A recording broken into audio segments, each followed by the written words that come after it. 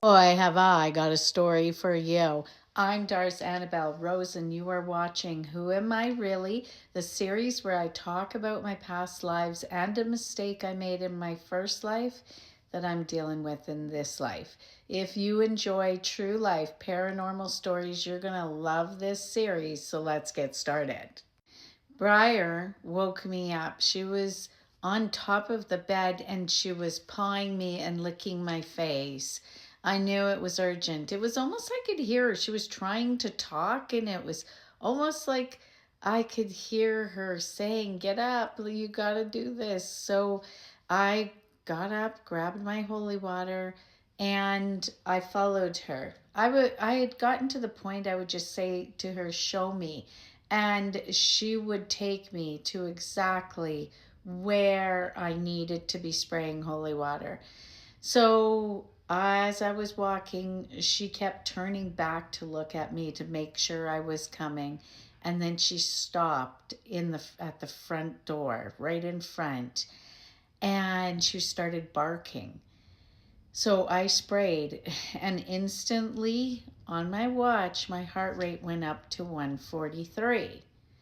So then I went downstairs and I turned on the my camera app on my phone. Look what I got.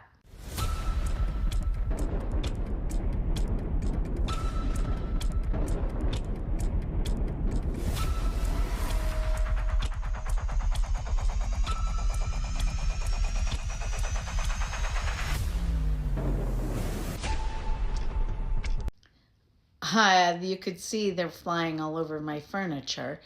I sprayed the whole basement. My heart rate went up to 173.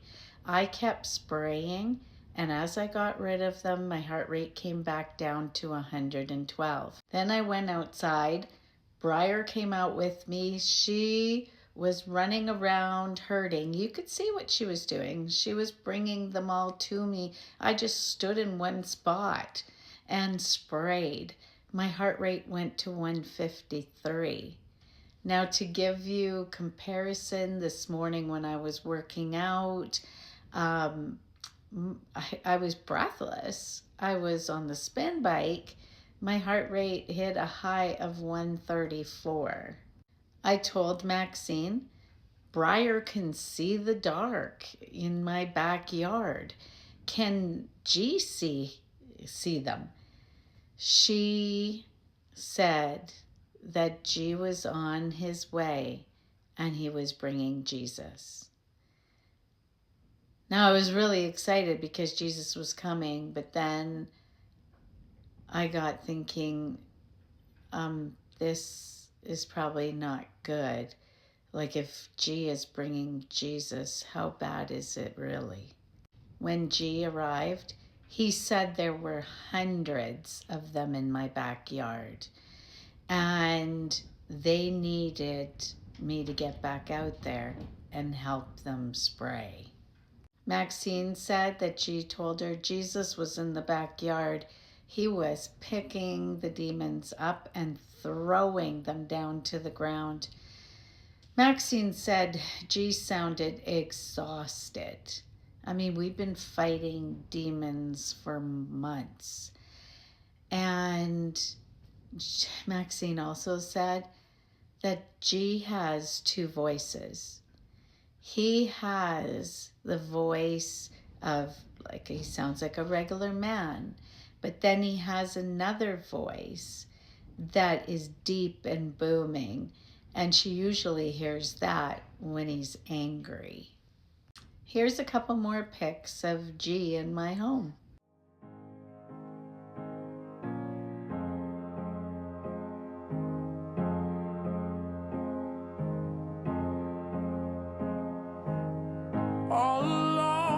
If you read the text in the first picture, you get an idea about how hard this was at that time. The dark was using my internet. They were shutting down my workouts. They were turning on lights. They were turning the TV up and down. They were turning my cameras off so that I wouldn't see them when I was in my house, except They didn't understand. I could hear them. I knew they were there. I asked, gee, if Maxine could help me spray. It would have been so much better if I'd had help. But he said no, that wasn't one of the gifts that he gave her. She couldn't vanquish demons with holy water like I could. That was something that he gave me. He gave Maxine ears to be able to hear him and our angels. I had the power to vanquish demons and send them back down. But that wasn't a gift that God gave me. That was one that I got from the devil, which is one reason why he wants me back down there. That's one of the reasons, because he wants to take it back. That night I was so exhausted.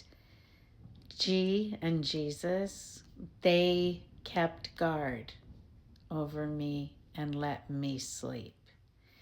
And if it wasn't for them and my angels, I would not be here today.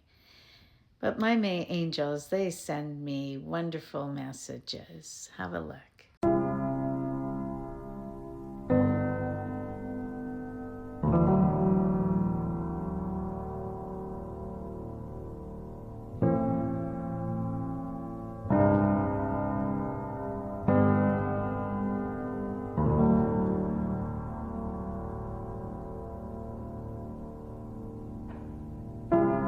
There is a house built out of stone,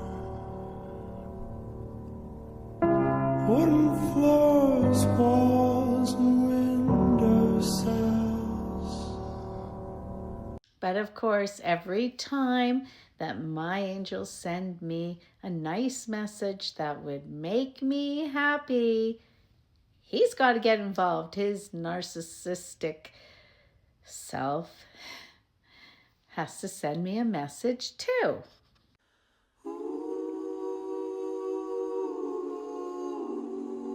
Join me on Saturday because this story is far from over.